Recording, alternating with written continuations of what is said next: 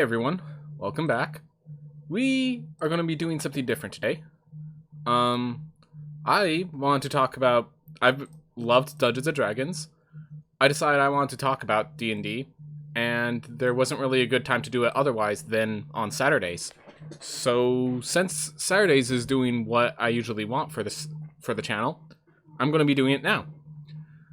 So for today, I want to talk about these new Gothic lineages from unearthed arcana. I'll also be dipping into some other themes that I've had on my mind for a while, and we'll be going through it.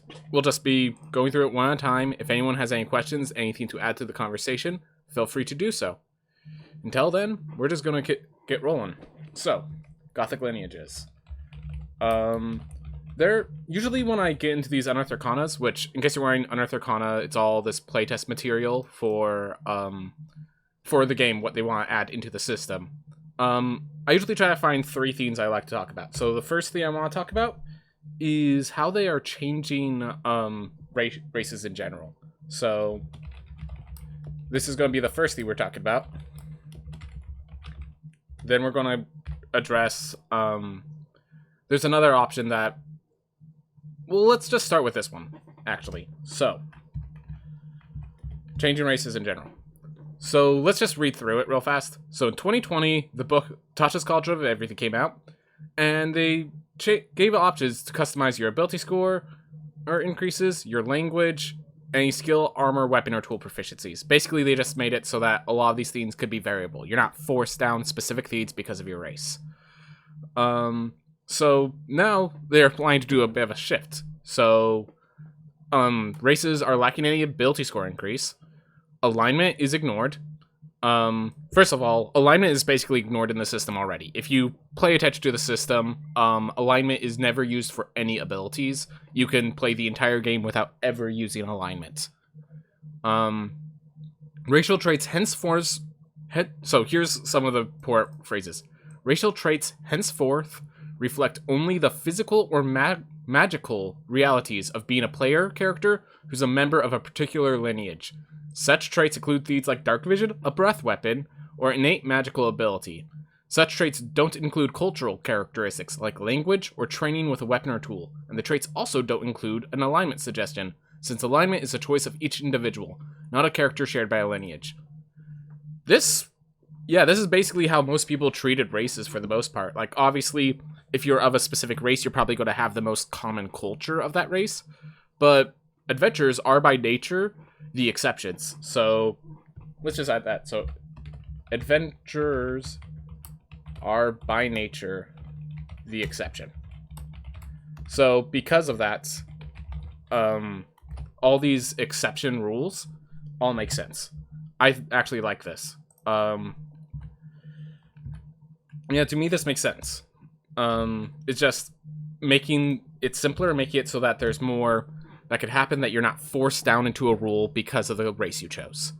So now the term race simply refers only to a suite of game features by player characters. I am a very systems-based person. This was always what it meant to be, though I recognize a lot of people don't agree. But yeah, again, this wasn't necessary for monsters and NPCs. It's just how you play the game. I think it was good that they added this statement. I don't think it's too important that it feels like this isn't being changed. It's a lot more of, hey, this is how races should be, so now we're fixing it. This is, if you ever heard the term D&D 5.5, this is the movement of, here is the future of races. It's not like races before. It's that tiny twist to the system that makes it more ease of use for other people. So, and like, I would have issues with this if they completely ripped out all the flavor of the characters. But like, as we get to the Dampier, they still have this whole Dampier's hungers. It's the hunger is what defines the Dampier. Yes, you can be the exception, but hey, if you want to play while many Dampiers first are blood, your character might otherwise gain sustenance from the living, or it could have just other options. So they have all these different options of things you can hunger. They say, hey, this is your character at the end of the day. Yes, you could be the exception, but here's what the average looks like. As long as they're keeping the average and make sure that's all available to you, I'm not worried about them lacking the ability score, language, or any of that. Because as long, like as it says, the other trait, they're removing all the cultural traits from the race itself, but they're still telling you of the culture, and that's the important part. As long as you know what the culture is, and then you decide to be the exception for it, you're allowed to be the exception, obviously. So I actually really like this quick change to races. I think this will be the future of races. I do appreciate it. So this is a good change. Kind of already done, because most people were the exception already. That's the thing. Because this isn't really a mechanical change, it's just a lot of... That's a thing. It's not a mechanical change, it's guaranteeing that you are using the options of Tasha's Culture of Everything.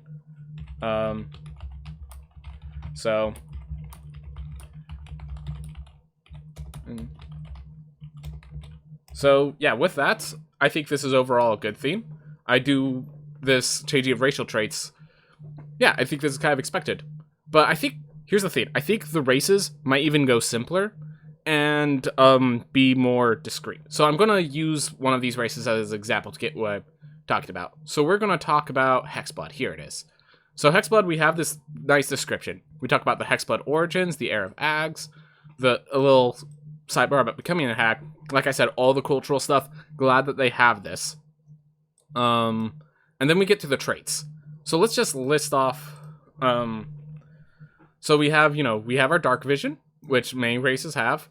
The main new thing is that they have Fae. They are now considered Fae and humanoid. They have hex magic. They have a magic token. So this is actually a pretty small list of traits, but some of these are pretty strong. Like hex magic is going to allow us to cast Disguise Self and Hex with the traits. And so with that, they also get +2 to ability score, +1 to another ability score. We also have this magic token. So I'm going to actually compare this. So there's this thing so here I'm pulling up Tasha's Culture of Everything. They have this option of custom lineage, which first of all, it makes you a humanoid. You could choose small or medium. And hey, look, if I could pop this back open. With this, I believe the size, you could choose small or medium. Huh. Then you can choose, either you have, where is it? You have ability score increased by 2, and then we get a feat, which the feat will give +2 +1. By ability score increases, we'll get +2 +1. You choose either dark vision or proficiency in one skill of your choice. They have dark vision. So all that's left is that extra +1 to your ability and all the other features. So I noticed this hex magic gives you Disguise Self and Hex, which is using one of the mental ability scores. Well, there's a feat called Shadow Touched. It gives you invisibility and 1 first level spell, which is Illusion or Necromancy. And just so you know, Hex is Necromancy and Disguise Self is Illusion. So it's this is really just, we took the Fate Shadow Touched feat, we shortened its rules, we made it a lot smaller. Invisibility is a lot better than Disguise Self usually. Hex was already an option if you're using Hex. So we took all those options, we condensed it down, made it forced to a specific option, and we gave you this magic token. Magic token is a pretty useful ability. It allows you to communicate with someone from 10 miles away. It does a nice little list of things, but it's not really that strong, is what I'm trying to get at. This character is basically just this custom lineage with an advanced Shadow Touched feat that also makes you Fae. Which brings me to my next theme. All new races just being let's get the name of it, being custom lineages with new feats.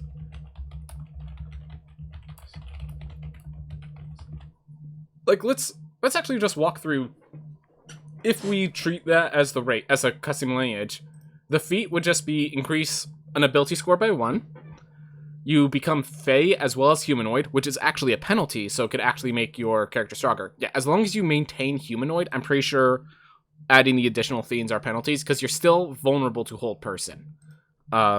This just makes you also vulnerable to anything that targets Fae. Like, if there's a protection from good and evil, I think that actually pushes you away.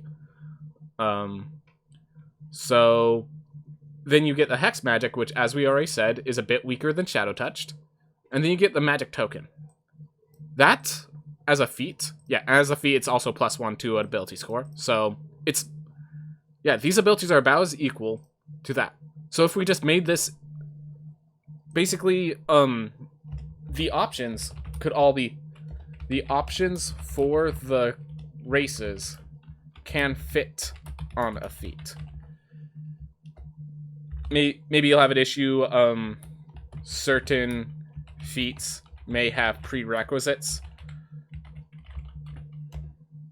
which prevent other feats. So you can't have, like, you can't become Fey and Humanoid and Undead and Dragon and Monstrosity. Like, if there's a huge array of them, maybe we're going to add that limitation.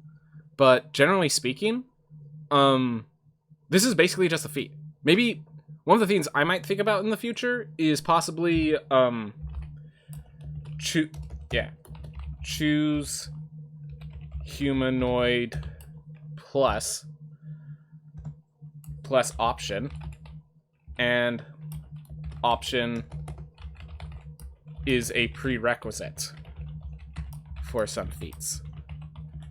With that, if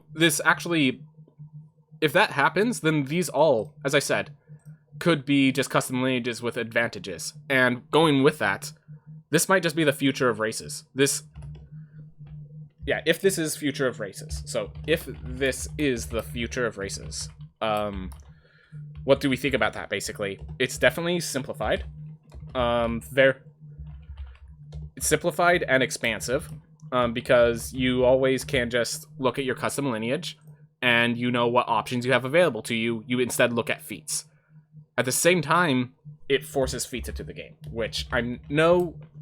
So there's a theme where about 50% of people that play the game never use feats.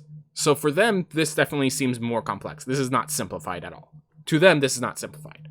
But to those that do use feats, to those that like use all the systems and stuff, this just simplifies it. It makes it so that all my knowledge of feats can extend to my knowledge of races. Then we just basically, we would increase volume of feats instead of volume of races, which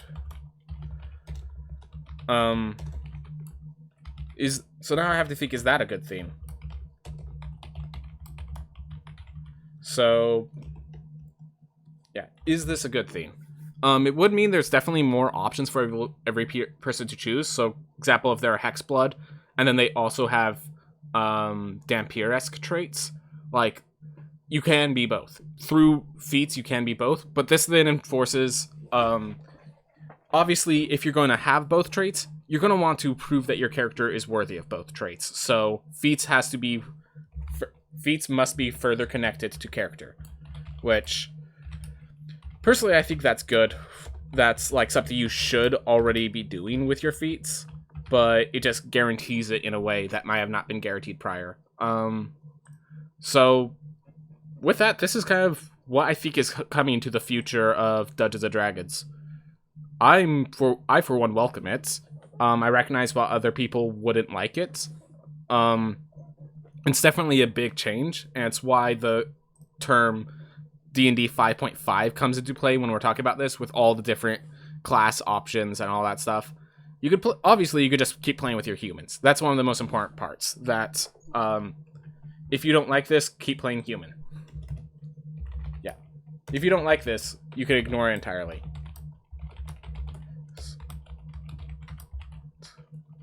But if you do that, no new races for you.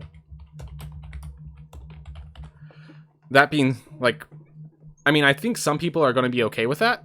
Some people, like, I still think human has enough variety in and of itself. I personally think, like, yeah, race was really just a thing of they need more options for level 1, and that was their way of doing it and making characters feel distinct. Like, I don't think they really need, I think really using the term custom lineage is the proper thing. I think somewhere they use the phrase custom lineage, and Was it here? Yeah, here's where they use custom lineage. The word lineage is the important part. I think we're moving less and less away, more and more away from races and more towards lineage, towards origin. It would actually be cool if backgrounds had a bigger impact. Stuff like that. That's kind of what we're moving towards, which actually leads me, yeah. What's next? I think that with this, backgrounds might have bigger impact, because that's supposed to define you, but usually just has 2 skill proficiencies and maybe a language or something like that. Backgrounds aren't really a big role in your game unless you make it a big role in your game. A race has always been a big role in the game. I think they're just, what's next is backgrounds should be playing a bigger role in the game than it is now. And we're just kind of laying the groundwork for all of this. I do appreciate what they are doing. But yeah, I just want to let people know this is what I'm seeing as for the future. Because definitely when I looked at the Hexblood, I just saw a new feat. That was very close. Reborn also looks very similar with knowledge from the past life. Deathless, like just a feat that gives you deathless nature, makes you treated as an construct or undead. Maybe it just has a prerequisite of construct or undead. You then get deathless nature and then just this knowledge from the past life. Like this just seems so close to what a feat should be, and they're applying it to a race. So it just feels so close to this custom lineage. It's basically, I don't see them as designing 3 races here. I see them as designing 3 feats, and each of the feat has the interesting effect of it adds an additional type to humanoid. And I like that. I'm just going to be clear, I like that. I think that's cool. So, with that, I usually talk about 3 feats while I bring up another Arcana, or at least I want to get into a pattern of that. And you'll notice I haven't been bringing up the damp here. And yes, again, this is basically the custom lineage with a new feat. But this feat is a strong feat, and I want to talk about that. So first off, +5 movement speed. So yeah, let's look at the Dampier feat. So first, it gives you a +5 movement speed. So that's alright, pretty nice. Dark Vision is alright put in the custom lineage. So then we have this Spider Climb. So you have climbing speed equal to your walking speed, and at 3rd level you can move up, down, and across vertical surfaces and upside down along ceilings while leaving your hands free. So just continuing on, Spider Climb at will is what that eventually becomes. Yeah, at will, no concentration. That's strong. That can be very strong in certain campaigns. This is like that. This alone. It's also, keep in mind, it's giving you +2 and +1. So this is a feat that's probably giving you +1 to strength, +1 to dexterity, something like that. That already is like already comparable to athlete. So this is already a strong feat. But the last ability can't be ignored. Vampiric Bite. So the basic way of describing it is it's a simple melee weapon. It deals a d4 of piercing damage. And here's the big stuff. So it uses your constitution modifier for attack and damage rolls. Not your strength, not your dexterity. Your constitution. And you have advantage whenever as long as you are missing half or more of your hit points, you have advantage on attack rolls you make with this bite. So this is a weapon. So new weapon, free advantage. New weapon, new finesse like trait. It also has free advantage in tough fights. And it has a means of regaining hit points. So whenever you bite a creature that's not construct or undead, so basically anything with blood, you can either regain hit points equal to the damage dealt, or you gain a bonus to the next ability check or DAC roll you make. And you can do this a number of times equal to your proficiency bonus. So it's also decent healing. And I say decent healing because if you have, let's say you have a +4 constitution, and you bite you use this ability 3 times. So, or yeah, let's just say 2 times because that's what you start. So at level 1, you probably have a plus, let's say a +3 Constitution with level 1. You bite twice. Each gives you a D4 plus 3 health. That's 6. That's an average of 11 health. That is basically your second wind feature per long rest instead of short rest. Or long rest. Keep in mind, that's a fighter feature on a racial effect. Now you're probably going to think, hey, it's not normal for people to have high constitutions. Usually their constitution maxes out at 3. Except the reason that it usually maxes out at like 3 is because they don't have a weapon. When they're maxing out their constitution, they're not increasing their damage output. With this, they will be. Which then asks the question of what class would want to do that? To amp up their constitution? Well, first of all, they'd be a tank, and they would probably have another effect based on their class for constitution. So the immediate thought that comes to mind is the Rune Knights. So the Rune Knights has this whole feature where all of their runes have a special ability, and the save DC for any of those abilities is 8 plus your proficiency bonus plus your constitution modifier. This is the same thing, so it has synergy with Rune Knights. It also barbarians. I'm gonna note that, but barbarians, usually if you're using a barbarian, you're taking advantage of all the strength-based abilities, which this doesn't apply, versus all the saving throws of usually the Fiend's DCs being based off Constitution is a means to make it alright. It's a means to make Constitution not a dump stat, more than anything.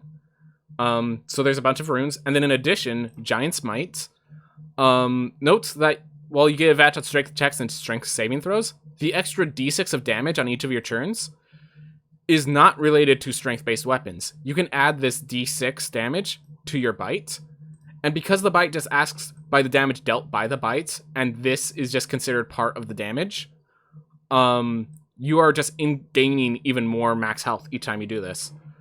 Not to mention, it keeps increasing as you get in higher levels. So, Rune Knight, that is a Dampier, has a bit of a break to it. Now, personally, I don't think this is one of those things that are going to bust the game open, but it is a synergy we need to consider.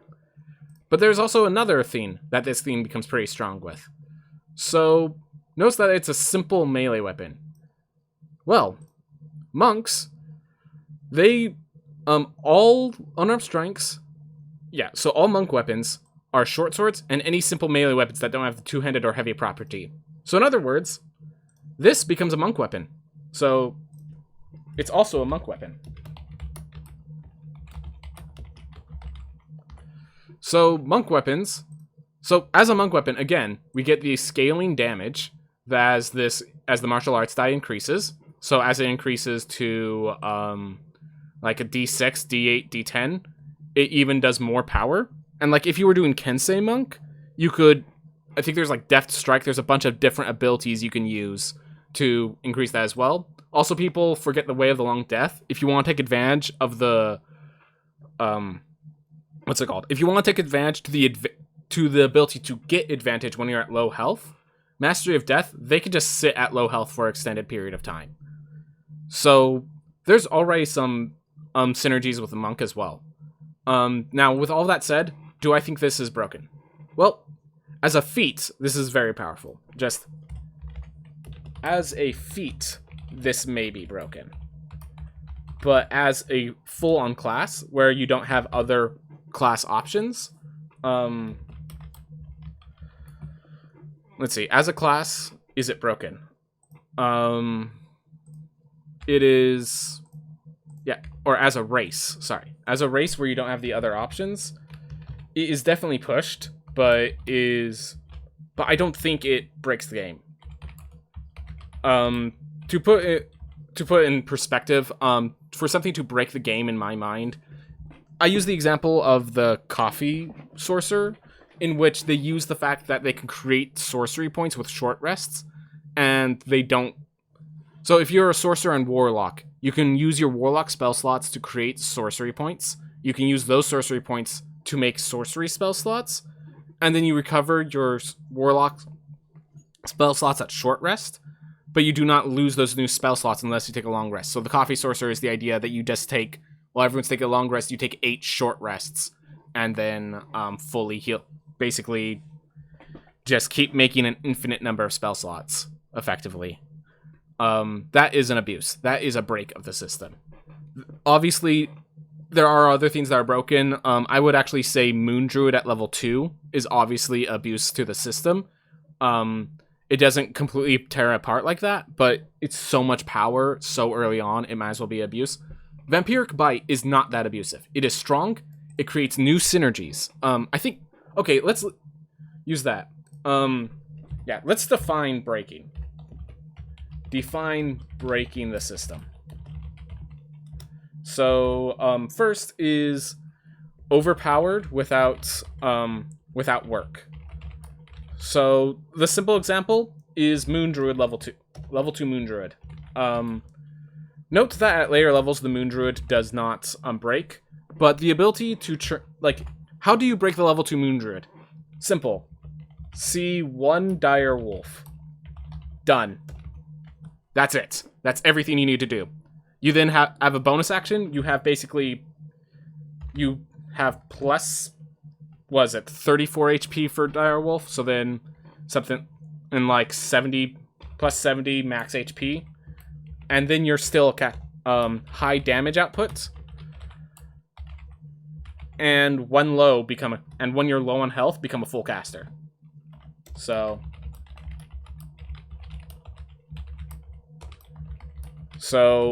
yeah, with that, again, that's example of overpowered. Vampire Bite is not that strong. Vampire Bite is not going to bust open your game. It's going to be strong. If someone builds towards this, they can do some really powerful things, but it's not going to bust open your game like that. In case you're wondering, we once had a game that had 2 Moon Druids in it, and we were at level 2. And instead of trying to be strategic and maneuvering around to get to this enemy we had to kill, we literally just charged in, guns blazing, and we came out generally uninjured. And this was supposed to be a stronger threshold. After that, the DM asked, "Hey, can we nerf this?" I'm sorry, guys, that was not okay. And I was on the DM side after that.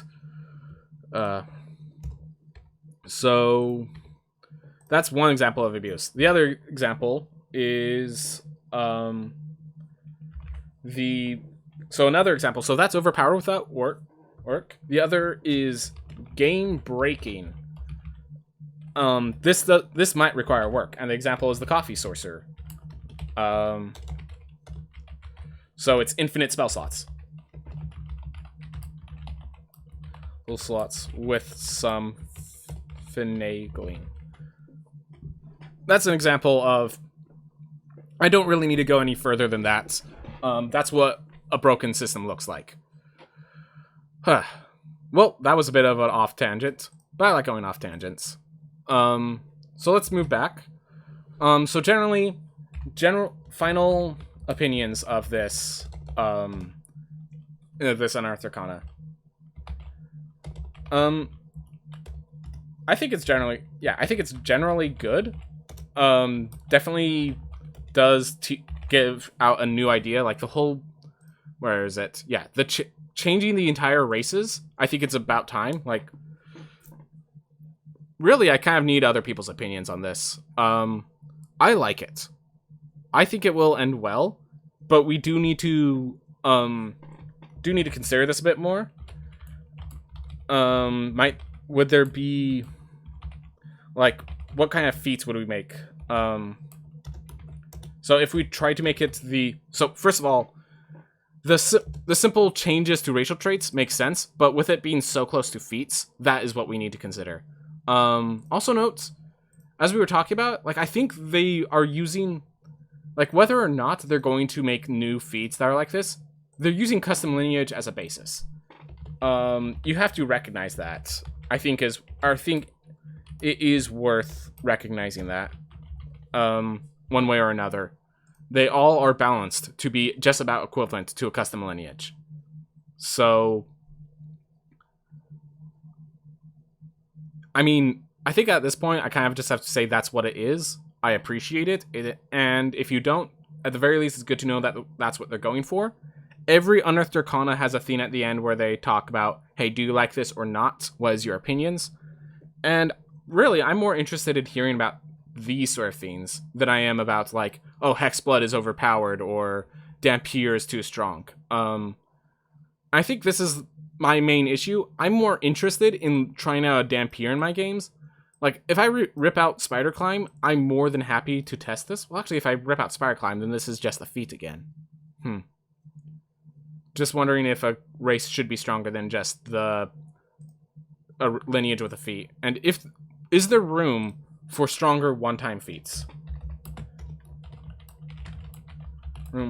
Like, as in, you take this feat, and it limits you from taking other feats of its nature. I'm gonna say no. Like, the idea of the system is, it's supposed to be super simple, and that adds an additional complexity that I don't think they want to deal with.